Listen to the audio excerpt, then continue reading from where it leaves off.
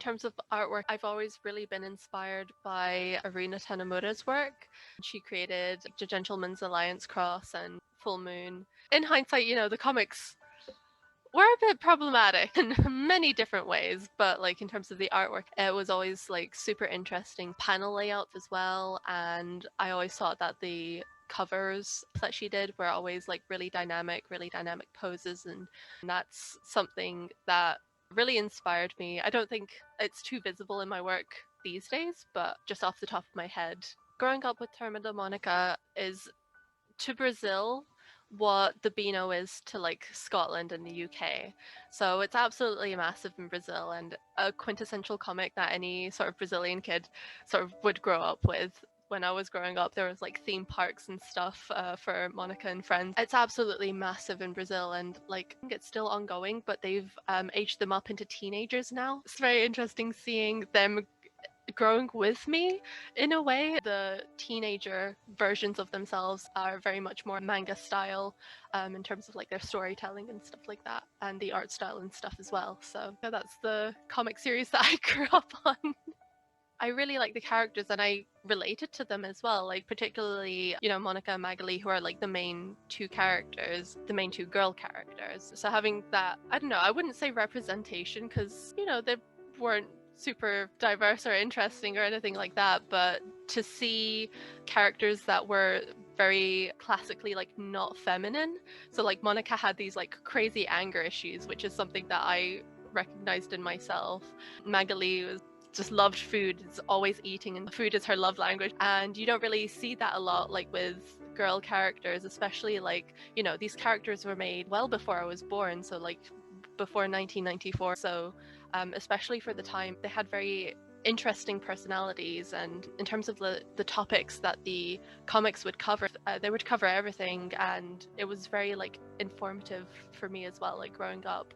Generally, I'm very bad at remembering like specific details, but the one comic I always come back to is like has taught me the most about comics and got me the most like fired up about comics when I was kind of still learning that they were a thing and I could do them, was Rice Boy by Evan Dam, which is a webcomic. It's still available to read the whole of it online for free, and I highly recommend you do that if you've not already read it, because it's amazing. There's so many little moments in it. He's very good at pacing 3 panels together in a way that really draws attention to a moment, usually a silent moment, that is really expressive and tells you so much about like the characters or the setting or whatever is going on. There's this specific moment, actually. It's when the main character, the Rice Boy, is being told by this kind of mysterious figure, the one electronic, that he's been chosen, he's the chosen one, and he needs to go on this big adventure and save the world, essentially. And he's trying to explain that I don't really want to do that, I'm just a little guy and not a hero or anything. And it's beautifully interrupted by his friend who lives near him, who is like giant and can only kind of fit her hand through the window of his house, kind of pokes her hand through and says, "Oh, hey, what's going on? Who's your friend?" And it's just a beautiful kind of interruption of this big speech to try and persuade him to go on this adventure that really illustrates that no, his life is with these other people who have no idea about this, and they just kind of want to get on with their life. And it's a really both breaks the tone and kind of illustrates what's going on with all the characters at the same time, a way that I think that comic is kind of uniquely able to do, because it can change registers that way. It can change tone in a very kind of jarring way that can also be really illustrative. It's great. Chester Brown's I Never Liked You Anyway. His layout is very lovely, and everything about his work tends to flow really nicely. And it's based on being a teenager. His mother dies and she's got some sort of mental health problems which are suggested. She goes into hospital, but it's almost like the back part of the story, and the difficulties of his lack of ability to show emotions, really. That comes up a lot towards his mother and to other people. But the panels are often quite small and often surrounded with black. So the whole page might be black or totally white. And then there's lots of space and you'll have these little panels kind of floating around. And what we often do as cartoonists is we try and pack things in. And he's just so relaxed. It's like half the page isn't used and then there's these little panels there. And it really gives you a really lovely feeling of space and air, and you just kind of breeze through the book. I guess he occasionally has something panoramic. He probably doesn't include background very often, keeps things quite simple, but it makes you quite focused on the characters' faces and their relationships even more, probably. You're not distracted by stuff, street furniture and things like that. If you can allow your audience to just go for an easy journey, even if the subject matter is challenging, and he's great at that. He's very entertaining and very interesting and strange and funny. It's not hard work. His stories are very well constructed as well. I think that's why I like that particular book. I've cheated a bit and I've chosen a comic sequence. There's a comic by Emily Carroll called The Prince and the Sea, which is a webcomic that you click through each panel and you have like this fixed setting. It's in a woodland, there's a little pond, and there's this kind of romance between this prince and this mermaid. And there's a kind of 3-panel sequence where he comes to meet the mermaid and his uncle wants to be king, so he kills him. And it changes from these like really nice warm colors of, oh, I'm here to see my love, to he's dead, and it's like a sudden kind of really impactful. And then because the colors change, it's like, oh my God, what's just happened? And then the mermaid comes and finds him and she's like, oh, you've loved me so much that you sacrificed yourself so that you could be with me. And she like pulls him down.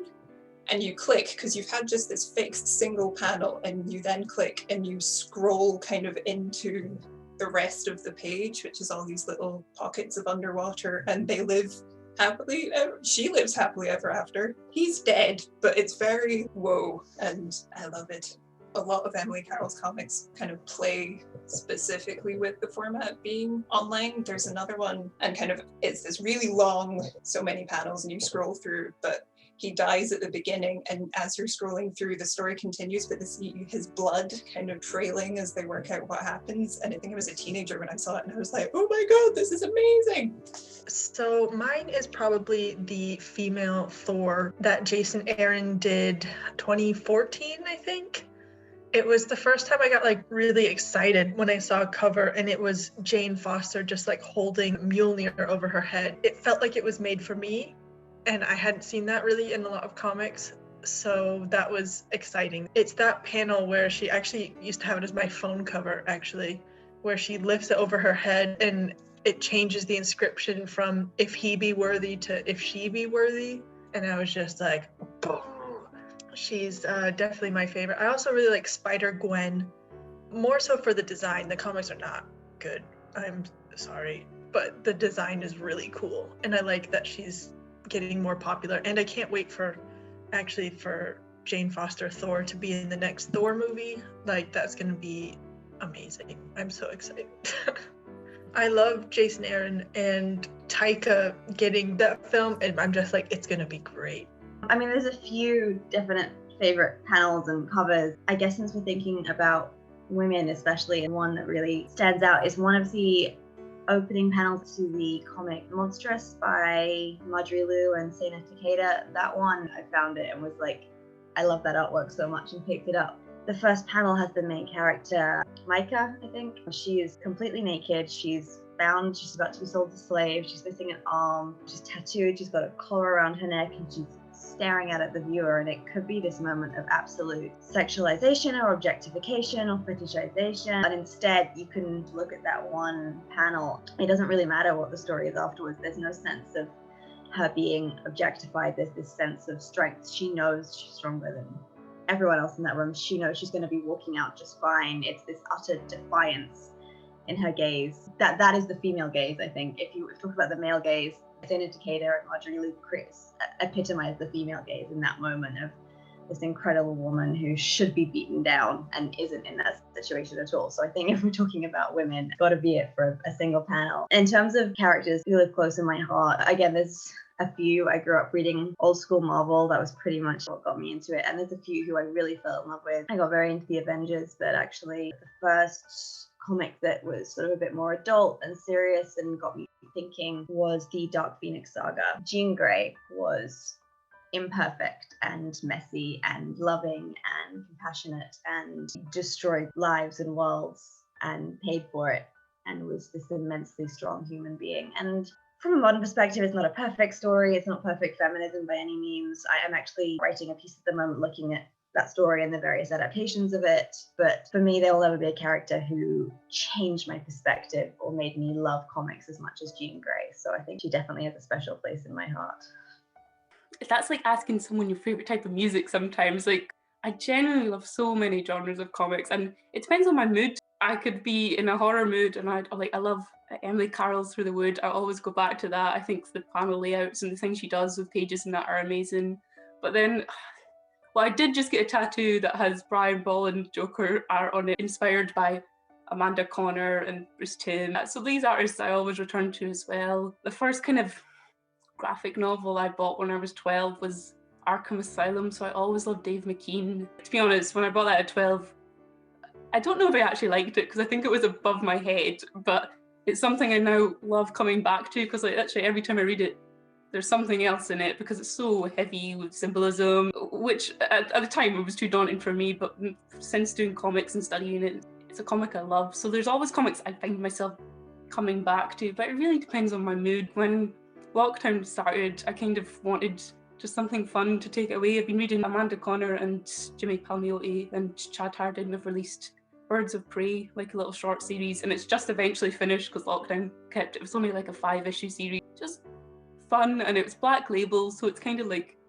adult fun, but it just was exactly what I needed to kind of pass the days. It really depends on my mood, but there's so many amazing artists that I'll always come back to. I really like the work of Simone Lear, Fluffy, and there's a particular page, the famous one, where the man saying, "You're not my child, you're a rabbit. Don't be silly, daddy, I'm not a rabbit," or something like that. It's so hilarious and charming every time I look at it, and I love the style. Also, maybe further back as a teenager, I really loved The Little Bird in Charlie Brown. I didn't particularly read the comics, but I loved the characters. The particular panel or page or cover that comes to mind is Una's Becoming Unbecoming. The front cover to that book is absolutely stunning, and how it uses the medium of comics to say so much. And the way you see this empty speech bubble that's being held by a young girl that's flying over a landscape wearing a red dress, it just screams conflict in every single way. And she wants to speak, but the words aren't there. Well, it's in the title, Becoming Unbecoming. Expansion and contraction all at the same time. This knotted tension that's screaming out loud. It's just such a beautiful cover.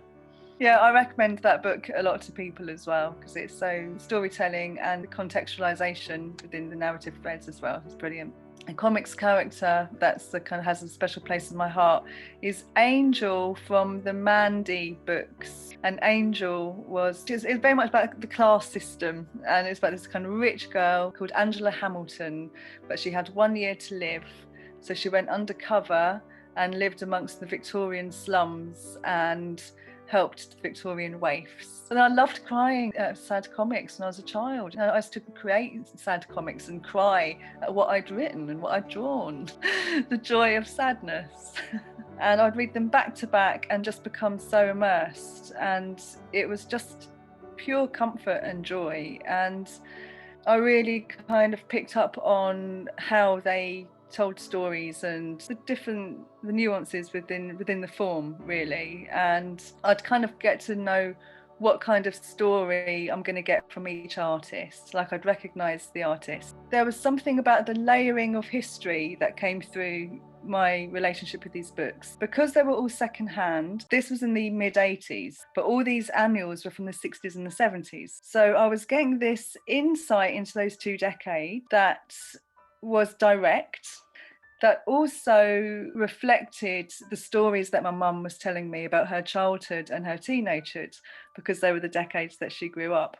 I was able to join dots, and so it gave me a really strong sense of cultural history, I suppose. All of it all just like came together and just built a world for me that was beautiful to look at.